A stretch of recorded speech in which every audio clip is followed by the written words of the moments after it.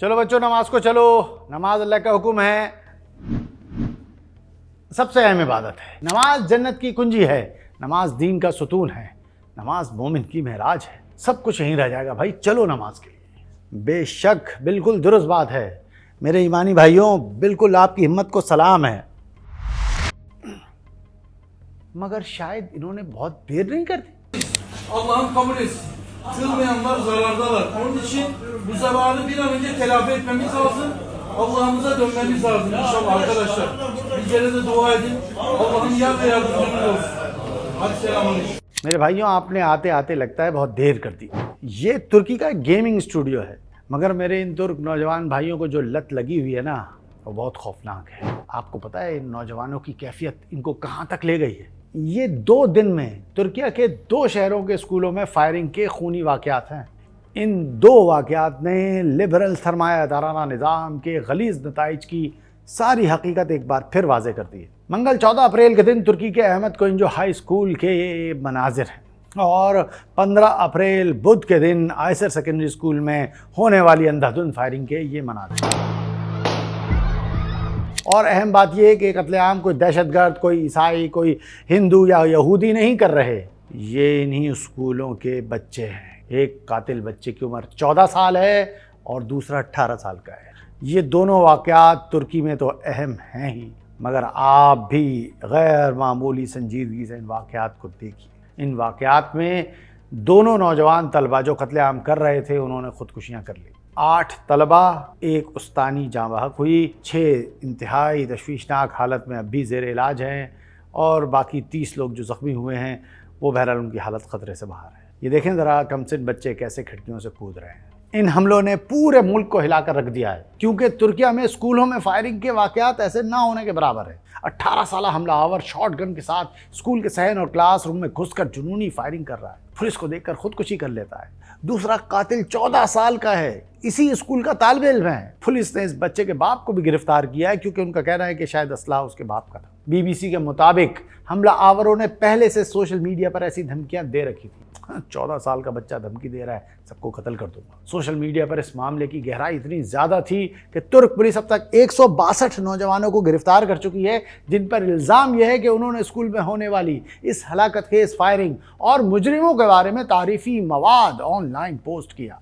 कुछ कमेंट किया, कोई दिल बनाया, क्या बनाया वल्लाह आलम। कोई तालिब इल्म अपने स्कूल में जाकर अंधाधुंध फायरिंग करके स्कूल के तलबा को कत्ल कर दे। यानी इस दर्जे की सफ़ाकी, इस दर्जे की दरिंदगी कहाँ से ले आता है कोई। और मुस्लिम माशरत हो, जी हाँ, तुर्की एक मुस्लिम माशरत कहलाता है अपने तारीख़ी और अपने वाक़याती एतबार से। एक मुस्लिम मुल्क है ना, सेकुलरिज़म वहाँ गालिब है, लेकिन बहरहाल सारे लोग मुसलमान हैं, और मुसलमानों की वहाँ मसाजिद हैं, इबादत होती हैं, मिलाद होता है वहाँ, और सारी चीज़ें होती हैं, और इस्लामी ड्रामे भी बनते हैं। इस सवाल का जवाब हमें तुर्क पुलिस ने यूँ दिया कि मुश्तबा कातिल ने, उनमें से एक कातिल ने अपने व्हाट्सएप प्रोफाइल पर एक शख्सी तस्वीर लगाई हुई थी। वो तस्वीर अमेरिका में ऐसे ही इज्तिमाई कत्ल करने वाले एलिट रॉजर की थी, जो कि 22 साला नौजवान था। उसने भी 2014 में कैलिफोर्निया में इसी तरह 6 अफराद को कत्ल किया और अपने आप को गोली मार दी। यानी 18 साल और 14 साल का जो नौजवान है वो 2014 के शख्स को कैसे आइडियलाइज़ कर रहा है। तुर्किया में इस तरह के वाक़यात की कोई तारीख़ नहीं मिलती, हमने बहुत ढूंढा। समाजी सतह पर यह गैर मुतवक्के सदमा है। इसके बरक्स अमेरिका में स्कूल फायरिंग एक वबाई सूरत है। जी, यही असल मसला है सरमायादाराना इक़्तिदार से बनने वाली माशरत का। ये सरमायादाराना निज़ाम सिर्फ माशी निज़ाम नहीं है, इसकी पूरी अख्तार होती हैं। ये तुर्किया में भी सरायत कर चुकी है। गुज़िश्ता 1 साल में तलाक़ों की शरह में वहाँ 2.5% इजाफा हुआ है। अकेले रहने वाले अफराद, सिंगल पर्सन हाउस होल्ड की शरह वहाँ बढ़कर 20% हो गई है। रिवायती ख़ानदान के बजाय न्यूक्लियर फैमिली, यानी सिर्फ मियाँ बीवी का तस्वुर तेज़ी से बढ़ रहा है। सबसे बढ़कर बच्चों की पैदाइश की शरह है जो नीचे जा रही है। औरत की शादी की उम्र वहाँ 28 से 30 साल तक जा पहुँची है। और हमारे यहाँ आपको पता है 18 साल उम्र हो जाए तो झगड़े शुरू हो जाते, गैर इस्लामी और सारी चीज़ें शुरू हो जाती है। तो यहाँ अब भी बचत है, यानी मैं 18 साल से भी कम उम्र की हिमायत कर रहा हूँ, यानी मैं उम्र की हद लगने पर बात कर रहा हूँ। ترکیہ میں خاندانی نظام تیزی سے تباہی کی طرف جا رہا ہے، اور وہ اتنی تیزی سے جا رہا ہے کہ وہاں کے صدر رجب طیب ایردوان نے 2025 کو خاندان کا سال قرار دیا تاکہ خاندانی اقدار کو بچایا جائے، بچے پیدا کیے جائیں۔ وہاں کی تحقیقات کے مطابق ترکیہ میں طلاق کی بڑی وجوہات میں معاشی دباؤ، مزاج کی عدم مطابقت، گھریلو تشدد اور سوشل میڈیا کے اثرات کو بنیادی عوامل قرار دیا جاتا ہے۔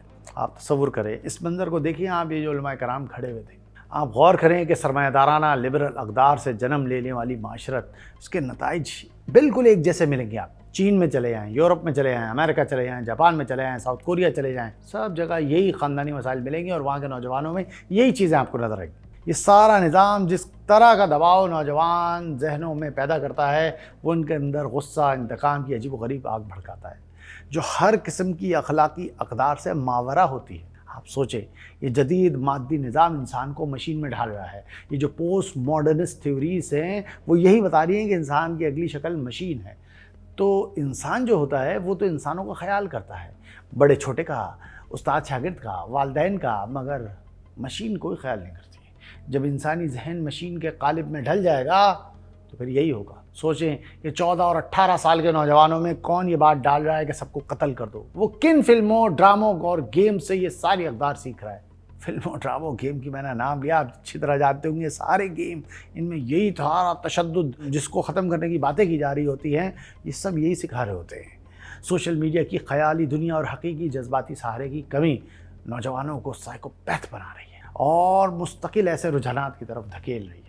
سرمایہ دارانہ میڈیا اور گیمنگ انڈسٹری نے تشدد کو ایک ہیروازم کے طور پر پیش کیا ہوا ہے۔ جب ایک نوجوان نظام سے مایوس ہوتا ہے تو وہ اس طرح کے پرتشدد اقدامات کے ذریعے اپنی موجودگی کا احساس دلانے کی کوشش کرتا ہے۔ یعنی اگر یہ نوجوان، 14 سالہ نوجوان کسی طرح بارڈر پار کرتا اور اسرائیل جا کے کچھ کارروائی کرتا تو یہ الگ طرح کا ہیرو کہلاتا، لیکن آپ دیکھیں کہ اس نے کس طرح اپنی زندگی گنوا دی۔ بس آپ ان واقعات سے سیکھیں، بات کو سنجیدگی سے سمجھیں۔ علم نہایت ضروری اور پہلی سیڑھی ہے جو اس پورے نظاماتی چکر کو سمجھائے گی، کیونکہ جو مغرب سے مروب زدہ اذہان ہیں، جو ہمارے درمیان بستے ہیں، وہ اس سب کو آئیڈیالائز ہی نہیں، اسلامائز کر رہے ہوتے ہیں۔ پاکستان میں تیزی سے یہی کام جاری ہے۔ مجھے ڈر ہے کہ ہمارے علماء کرام، ہماری دینی جماعتیں، ہمارے دینی اداروں کی غیر سنجیدگی اتنی دیر نہ کر دے کہ پھر وہ بھی اپنی ویران مساجد کو آباد کرنے کے لیے گیمنگ زون کے باہر کھڑے ہوں، اور بس یہی وجہ ہے ہم بار بار اسلامی نظام زندگی کا شعور بیدار کرنے کی